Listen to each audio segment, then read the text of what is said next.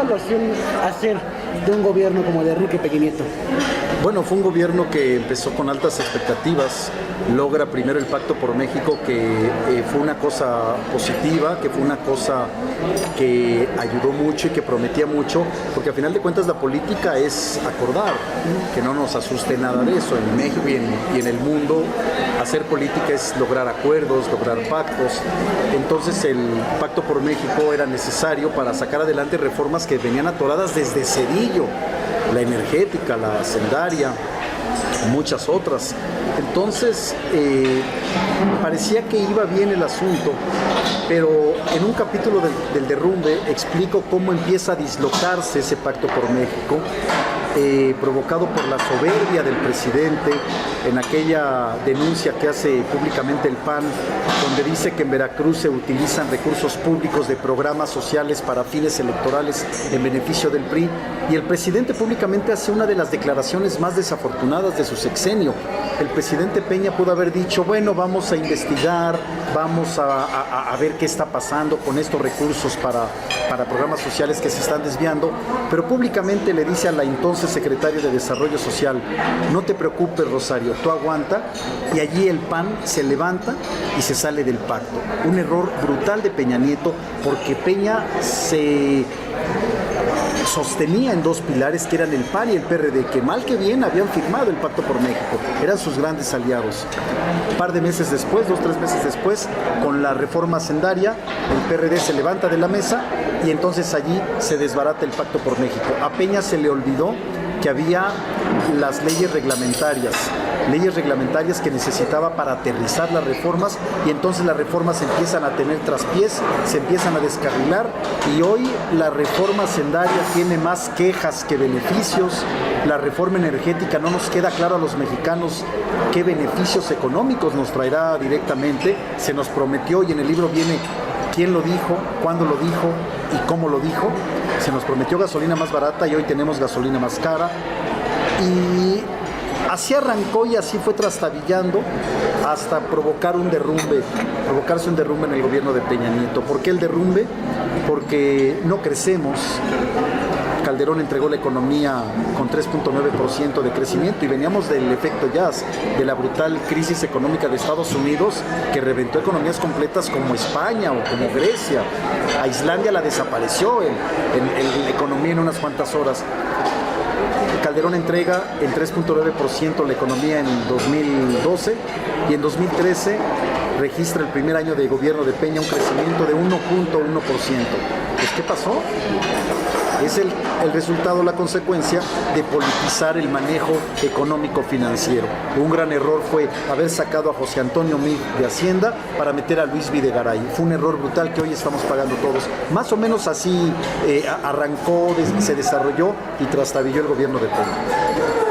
¿Cuál fue el error más grande de Peña Nieto durante todo su sexenio? Yo creo que hay tres cosas que lo marcan. Primero, Casablanca. Se le olvidó a Peña que este país ya no es el mismo que hace 20 años, que ya hay periodistas, en este caso Carmen Aristegui y su equipo, que sí investigan y que sí publican. Y yo creo que Casablanca fue un error de soberbia, de corrupción, de conflicto de interés. Ese es un gran error aderezado dentro del mismo caso de Casablanca, con esa burla que implica haber nombrado a un empleado propio, a Virgilio, que era el secretario de la Función Pública, para que lo investigue. Es decir, solamente en México se ve que un presidente le diga a un empleado, investígame, y bueno, ya sabemos que el resultado iba a ser, eres inocente porque eres mi jefe.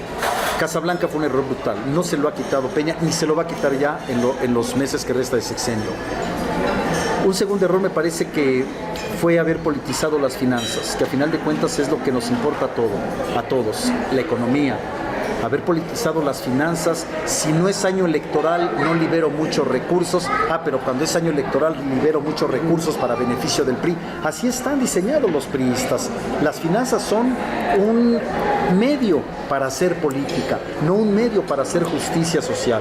Entonces, de ahí se desprende que en un año se haya desplomado el crecimiento económico de 3.9 en 2012 a 1.1% en 2013. Un error brutal fue ese, y no vamos a crecer. El crecimiento promedio del sexenio va a ser 2%, que es muy poco, es un crecimiento muy raquítico, muy pobre. Un tercer elemento que le pega directamente a la confianza, que es fundamental y que se le debe tener a un gobierno, es la pésima investigación sobre Ayotzinapa. Ayotzinapa lo lleva marcado en la frente Enrique Peña Nieto. Yo no me fanatizo ni digo, fue el Estado el que los mandó matar, no. A los jóvenes de Ayotzinapa, como viene en el derrumbe, los manda a matar el crimen organizado. Es el crimen organizado, los criminales los que matan a los 43 de Ayotzinapa. Pero sí fue el Estado en el momento en que el ejército mexicano, soldados del ejército, vieron cuando detuvieron a los muchachos, vieron cuando se los llevaron. Yo les pregunto a todos los que nos están viendo, ¿quién iba a decir, oye ejército, tú soldado, ¿por qué estás interviniendo? Si los soldados en un acto de humanidad hubieran dicho, a ver señores, me dan a los estudiantes, los turno al Ministerio Público de Chilpancingo, y que los acusen allí de alboroto público, de desorden, no sé. Pero ustedes no se los llevan, se los damos al Ministerio Público de Chilpancingo, que estuvo presente horas después. No cerrar los ojos, los soldados, limitarse a tomar fotos y video y decir, bueno, adiós, no, ¿cómo es posible que se los hayas dejado? Eso me parece que ahí sí forma parte del Estado, porque el ejército es un pilar fundamental del Estado. Allí sí fue el Estado en una pésima investigación, manipulada, no profesional y responsable de la PGR cuando estaba al frente Jesús Murillo Caram, que toma como verdad absoluta, retomando un poco el término de Murillo Caram, toma como verdad absoluta una declaración del famoso Chereje, donde dice Murillo Caram, vean lo que dice el Chereje, vean cómo se los llevaron. No. Tú como procurador tienes la obligación de tomar las declaraciones de los detenidos como líneas de investigación. Investigas esa línea de investigación y ya con un trabajo profesional dices, esto es cierto o esto es falso. No tomas la declaración de un delincuente como una verdad absoluta. Eso me parece que le pega durísimo al presidente Peña. Y yo agregaría nada más un cuarto elemento, que es la corrupción de los gobernadores priistas, que ha derrumbado prácticamente la confianza no solamente al PRI, que sería lo de menos, o a algún partido político, sino a las instituciones del país, que no creen ni en sus partidos, ni en sus gobernantes, ni en el presidente de la República. Martín Moreno, esto que nos comenta, sin duda, sobre todo Ayotzinapa, nos obligaría a preguntar sobre el tema de la seguridad. Ya decía ahí, ¿cree que, mejor se lo planteo así, vio presente en este sexenio la narcopolítica? La veo desde el punto de vista en que se ha investigado y se ha comprobado la liga de políticos con el crimen organizado y su brazo más poderoso, que es el narcotráfico. Tenemos el caso de los exgobernadores de Tamaulipas, que si bien no fue en este sexenio, sí se pudo haber investigado. El caso de Tomás Yarrington, el caso de Chihuahua, el caso de César Duarte. Hay una liga muy fuerte entre política y crimen organizado. Hay una liga entre política y crimen organizado donde inevitablemente necesitan unos del otro. Vemos Tamaulipas, que es un caso dramático, que es un caso donde hace poco un reportaje de una periodista que yo recomiendo mucho que se lea, tiene 2 meses este reportaje, hace esta periodista estadounidense un reportaje sobre lo ocurrido en San Fernando, un reportaje brutal, un reportaje donde nos enseña que las autoridades vieron pasar a decenas de sicarios y no intervinieron ni presidentes municipales ni el gobernador, que no estaba ni en ese estado. Entonces, si hay esa liga, no forzosamente un gobernador o un gobernante tiene que recibir dinero para decir estoy ligado con el narco. El simple hecho de que haya una omisión y de que haya ojos cerrados, como sucede en la Ciudad de México, que el jefe de gobierno dice no hay crimen organizado, cuando lo agarran a él en Chihuahua y detienen aquí a un líder de un cártel de Tláhuac hace algunas semanas, también allí hay una omisión y también ahí podemos hablar de narcopolítica. Y bueno, ya que tocamos este tema de la seguridad, ¿qué opina usted de que Peña Nieto apenas en su quinto informe de gobierno haya declarado que para el gobierno la seguridad es una prioridad cuando en nuestro país el número de muertos se incrementa cada vez más? Sí, en el derrumbe traemos la cifra de 95,000, ahorita ya anda por arriba de los 100,000. Peña tenía prisa por desaparecer a la Secretaría de Seguridad Pública Federal que encabezaba García Luna. Yo conocí la Secretaría de Seguridad Pública Federal hasta los sótanos, hasta sus entrañas. Era una ciudad debajo de Constituyentes. Es una ciudad debajo de Constituyentes, a menos que ya la hayan desmantelado. Algo debía haber servido de eso que se invirtió el sexenio pasado. Algo debía haber servido.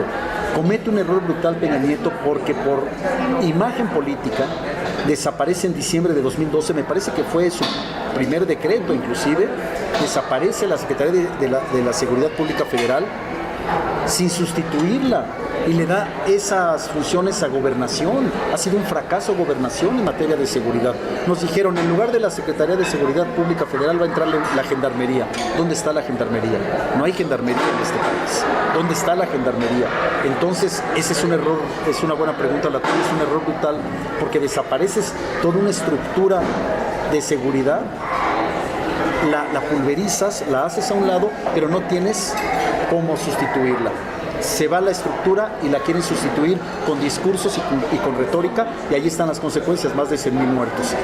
¿Tienes tu gendarmería? Bueno, vamos a darle un tiempo a la gendarmería, 2 o 3 años. Cuando ya la tengas bien estructurada, entonces desapareces la Secretaría de Seguridad Pública Federal y metes la gendarmería. No a los 15 días de haber tomado posesión, desaparece la Secretaría de Seguridad Pública. Ahí están las consecuencias. No hay seguridad, es brutal la inseguridad en México como nunca antes vista, y te lo pongo por encima inclusive del gobierno de Calderón, que vaya que fue sangriento, Esto que comenta de que prácticamente llegando el presidente Peña Nieto, dice que ya no más Secretaría de Seguridad Pública, ahí podríamos decir que fue el primordial fracaso en materia de seguridad que se dio. Sí, me parece que si una cosa lleva a la otra, desapareces a tu principal estructura, tu principal escudo de seguridad, y te quedas con el discurso de Osorio Chong, entonces bueno, dices, pues aquí no hay seriedad.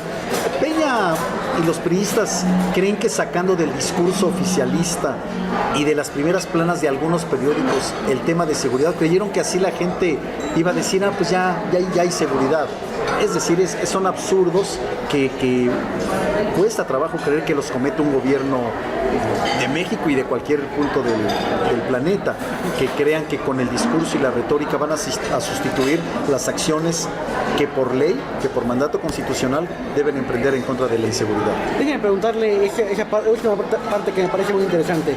Mencionaba que al principio con Calderón era noticia la inseguridad. Sí, claro. Que actualmente ya Peña Nieto ya no tanto, ¿no? Los desplegados. ¿Cree que esa cobertura que cambió en los medios a partir de un gobierno priista también influyó en el tema de la seguridad? Porque sin duda hasta había programas que hacían el económetro, ¿no? Llevaban la cuenta de los ejecutados. Sí, claro. Mira, Peña Nieto, pareciera que eso cambia. ¿Eso influyó? ¿La prensa influyó en ese tema también? Sí, claro, sí. La prensa, digamos, oficialista, ¿no? Que todos sabemos quién es, ¿no? Yo alguna vez en una plática con colegas de ustedes, estudiantes de una universidad privada, les hice hacer un comparativo del día que me tocó dar la plática y les puse la primera plana de Excelsior y la primera plana del diario digital Sin Embargo MX, 2 países diferentes, 2 países totalmente diferentes. Hice una segunda prueba la semana después con el diario Milenio y con el periódico Reforma, 2 países diferentes, y parece que estaban hablando de 2 países diferentes. Ese es un ejercicio muy interesante, sobre todo para ustedes, estudiantes de periodismo, de ciencias de la comunicación. La prensa contribuye, pero es un paliativo. Sacas de la prensa el discurso y las cifras de inseguridad y crees que con eso vas a borrar la percepción de inseguridad, es un error. Sí contribuye la prensa, pero no les alcanzó. De repente la propia prensa que obedece dictados de Los Pinos, de Gobernación, pues fue rebasada afortunadamente, porque hay muchos otros medios para informarse, como diarios digitales, como internet, en fin, muchos otros portales donde afortunadamente hay información que en los medios, digamos, tradicionales regularmente no salen. Sí influyó de momento la prensa, pero fue rebasada por la espiral de violencia que se tragó inclusive a la prensa oficialista. Y bueno, tocando este último tema, en la actualidad hay pluralidad de opiniones. México Esa frase la utilicé en mi quinto libro, Abuso del Poder en México, y fue un editorial del periódico El País. Sí protestamos, pero no nos alcanza. Necesitamos protestar más. Necesitamos salir más a las calles. No atacar comercios, no atacar a gente, no atacar transporte. Yo estoy en contra de eso. No ganas nada, ni refleja nada, ninguna madurez que ataques comercios, ¿no? Hay comerciantes que se pasan décadas tratando de levantar su comercio y tú no eres nadie para llegar y destrozarlo. Pero sí salir a protestar a las calles y como periodistas tratar de investigar hasta que prenda algo en favor de la sociedad. El país del no pasa nada, ¿no? Vamos a ver en 2018 si pasa algo, ¿no? Hay que salir a votar como lo hicimos en el 2000, que votó el 69% del electorado y hubo un cambio de régimen. Lo que siguió después con el gobierno de Fox es tema de otra discusión, pero sí pudimos quitar un régimen después de 79 años. Entonces yo creo que en 2018, en el primer domingo de julio de 2018, vamos a ver qué tanto no pasa nada o si va a pasar algo. Interesante, esa parte déjame detenerla para comentarla un poco más adelante, porque hay el tema del presidente, vaya que es muy amplio. Sí. En estos días está dando el tema de la renegociación del Telecán y preguntarle a raíz de eso, pues cómo ha visto la postura del gobierno de Peña Nieto con el nuevo gobierno de Donald Trump. ¿Ha sido una postura correcta de un mandatario o ha sido una postura que deja mucho que desear? Cuando lo invitan en agosto de 2016 fue un error brutal, tanto que le costó la salida de Hacienda a Videgaray, que es el hombre, las ideas, el cerebro de Enrique Peña Nieto. Y desde ahí no se ha podido levantar Peña. Trump le dijo hace poco ante periodistas, el muro lo va a pagar los mexicanos, y Peña no ha dicho nada. Yo no hablo de que le miente la madre a Trump, tampoco se trata de ser suicida. Es la nación más poderosa del mundo y son nuestros vecinos. Yo no hablo de eso, que rompamos relaciones. Por ahí leía un diputado decir, es que vamos a valorar, no digas tonterías. Allá trabajan 3 millones de jóvenes mexicanos, es decir, yo no digo eso, pero sí una postura más digna, una postura más firme. Cuando el Washington Post revela la llamada de Peña con Peña Nieto, de Trump con Peña Nieto, donde le dice, tú no debes decir ya públicamente que no va a pagar México el muro. Es decir, bueno, imagínate el tono y la amenaza implícita que lleva. Sí necesitaríamos una actitud más fuerte. En este sexenio ya no la vamos a tener. Este sexenio ya le apuesta pues a nadar de muertito porque ya quieren llegar a la orilla y adiós. Pero sí necesitaríamos y sí nos hubiera gustado ver a muchos una actitud más digna, más firme y de mayor dignidad ante Donald Trump, que conforme pasan las semanas, pues cada día dice más barbaridades, ¿no? A mí no me extrañaría en algún momento que tratara de invadir Chihuahua, por ejemplo, vengándose por lo que les hizo Pancho Villa. Bueno, y a raíz de todos estos hechos, ¿cómo va a recordar la historia a Enrique Peña Nieto? Mira, la historia no lo sé, porque todavía él es presidente. Pero muchos sí lo vamos a recordar por 4 características: por inculto, por ineficaz, por corrupto y por ignorante. Yo creo que esas 4 las va a llevar colgadas siempre. Las va a llevar siempre. En esta parte de la entrevista ya hemos mencionado el tema de la prensa y me gustaría preguntarle, ya que lo tocó, ¿cómo ve la relación en este sexenio entre la prensa y el poder en México? Bueno, basta ver el gasto que se da a periódicos como Excelsior, por ejemplo, o a la televisión. Son fortunas. Te voy a contar la anécdota de un periodista, director de un periódico. No te digo el nombre porque lo voy a meter en mi próximo libro. Venga. Invitaron a un columnista a escribir a este diario. Y lo primero que le dijo el director de este periódico fue: este periódico sobrevive el 85% con publicidad del gobierno federal y el otro 15% con publicidad del Estado de México. Con eso te digo todo. Entonces, bueno, por ahí anda más o menos la relación entre muchos periódicos, no todos, por supuesto, y el gobierno federal. Y bueno, hablando de esto, bueno, en 2015 la columna de Archivos de Poder desaparece de Sí. Excelsior. ¿Esta salida se puede considerar como una medida de represión del gobierno? Bueno, en el derrumbe narro lo que me dicen, me piden el espacio de la columna, los espacios pues son de los periódicos, ¿no?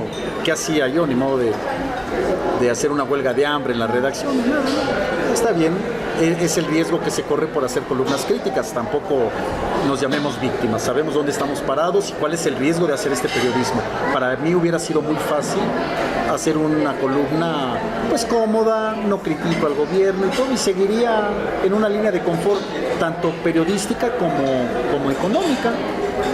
Pero pues no, yo al menos no estaría tranquilo conmigo mismo con esa línea. En el derrumbe aclaro cómo se da, me piden los espacios de Archivos del Poder y un directivo de Cadena 3, Ignacio Anaya, me jala a manera de confidencia y me dice, es que tu columna del martes pues causó mucho ruido, una columna que hablaba de la fuga del Chapo y de la ineficacia del CISEN, que depende de Gobernación. Dice, y el patrón, o sea, el dueño de Excelsior, y el patrón se reunió con el secretario de Gobernación. Entonces, bueno, yo volteé y le dije, a ver, entonces eso es otra cosa, ¿no? Entonces, bueno, dice, pues sí, así fue. Entonces, bueno, pues al buen entendedor, pocas palabras, ¿no? Entonces, pues sí hay actos de censura, independientemente de las veces que tuve que defender mis posturas a través de mis columnas, no solamente afuera, sino dentro del propio periódico, para que no fuera censurada. Lo más fácil es decir, bueno, pues ya me voy y renuncio. No, vamos a dar la lucha desde adentro, por dentro. Lo más fácil es renunciar, es agarrar y decir, bueno, pues ya me voy. No, vamos a tratar de luchar por dentro de los propios medios para tratar de obtener esa libertad que en muchos medios se niega. Usted es periodista, como lo decíamos al inicio, y lo ha demostrado con su trabajo. ¿Qué le dice usted como periodista, como mexicano, pues ver en internet, en la prensa, que matan a periodistas, que les quitan su trabajo? No es el único caso el suyo, están cientos en el país. ¿Qué le indica que en un país como México, que se diga democrático y con todo el discurso que nos avientan, pases? Bueno, a mí me quitan mi columna, pero no me quitan mi trabajo, porque yo sigo trabajando. No dependía de ellos al 100%. ¿Qué me dice? Que me da mucha tristeza que maten a periodistas, que me da mucha impotencia y mucha rabia que haya una fiscalía de papel que no te defienda. Es imposible que todos los periodistas traigamos escoltas. A mí me han amenazado de muerte 2 veces. Es imposible que traigamos escolta, más allá de que te guste o no. Pero eso te refleja ya el estado de descomposición del Estado en sus relaciones con la prensa.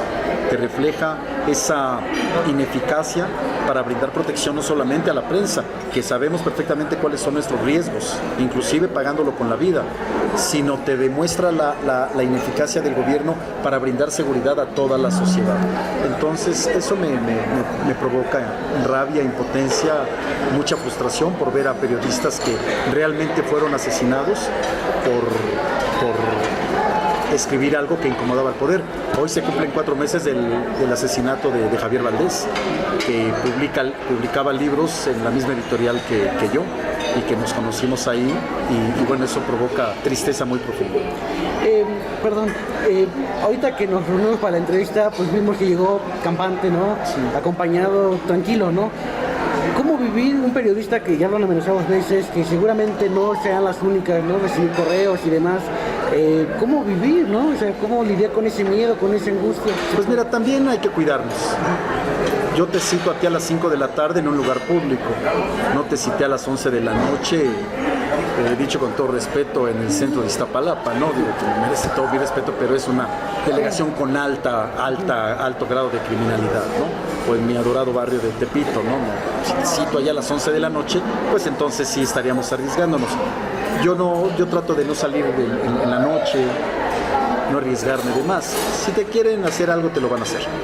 Pero tampoco pongamos fácil la tarea de quien te quiere hacer algo.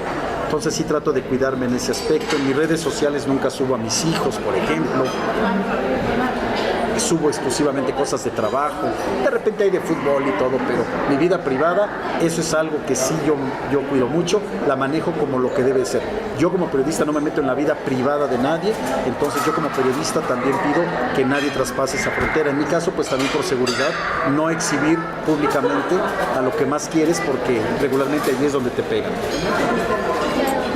Bueno, ya que hemos tocado estos puntos críticos de lo que va del sexenio de Peña Nieto, ¿usted como periodista y como escritor considera que ha habido acciones favorables por parte del gobierno hacia los mexicanos? ¿Hacia los mexicanos? Bueno, se nos prometió, volvemos a la reforma energética. Si hoy la gasolina fuera más barata, te diría, esto es algo de carne y hueso, es un dato duro. La gasolina, como se nos prometió efectivamente en la campaña de Peña, hoy es más barata y no lo hemos visto. Al contrario, algunos ejemplos, el sistema de pago de impuestos es muy complicado ahora, más complicado que antes. Entonces, yo así que digamos un beneficio, así que digas, esto ayudó a millones de mexicanos, pues yo no veo, y vaya que estoy tratando de ser imparcial. Salario mínimo, por ejemplo, en fin, los empleos que tanto cacarea el gobierno, la mayoría son empleos informales, de corta duración, entonces, pues yo creo que ese es un gran pendiente. Para ir aterrizando, porque el tiempo se va volando, mencionaba el tema de 2018, sin duda da para mucho 2018, pero preguntarle cuál debe ser el papel de la ciudadanía en 2018, de los periodistas en 2018, y si usted ve ese cambio o esa oportunidad en 2018 de que cambien las cosas de alguna manera. La obligación, no la opción, la obligación de los ciudadanos, de todos nosotros, es votar, ¿eh? Eso no es si nos levantamos de buenas o de malas, no es nuestra obligación salir a votar. Si no votas, entonces no te quejes después, ¿no? Nuestra obligación es votar. A los periodistas lo que nos toca es documentar a la gente y decirle, esta es la propuesta de tal candidato, esta es la propuesta de tal candidata, estos son los datos duros, esta es la información, yo te lo doy a ti, ciudadano, como periodista, para que tú los analices y tengas mayores herramientas de reflexión. Esa es la tarea de los ciudadanos, de todos nosotros, por supuesto, como ciudadanos, votar, y de los periodistas en particular, dar información. Si va a haber un cambio, pues eso dependerá de la mayoría. Yo en ese aspecto soy muy respetuoso de las libertades de cada quien. La mayoría tiene que decir por qué opción votar, y bueno, habrá que respetar siempre y cuando pues, se respete el voto, que es lo más importante. Pues Martín Moreno, te agradecemos enormemente que nos haya recibido en algún lugar de este mundo para hablar de ese tema importante, y pues gracias. Seguir en contacto. Gracias a ustedes, que pasen muy buen día. Licenciado, ¿qué diagnóstico tiene de México? Muy complicado explicar en poco tiempo. ¿Qué opina usted de esta administración y también en particular en el asunto de acceso a la información? ¿Ha recibido amenazas en los últimos días? Exactamente, he recibido amenazas telefónicas de muerte. ¿Usted creía que en la presidencia podríamos llegar a tener un presidente con el 30% de... Sí, y están las reglas de la democracia.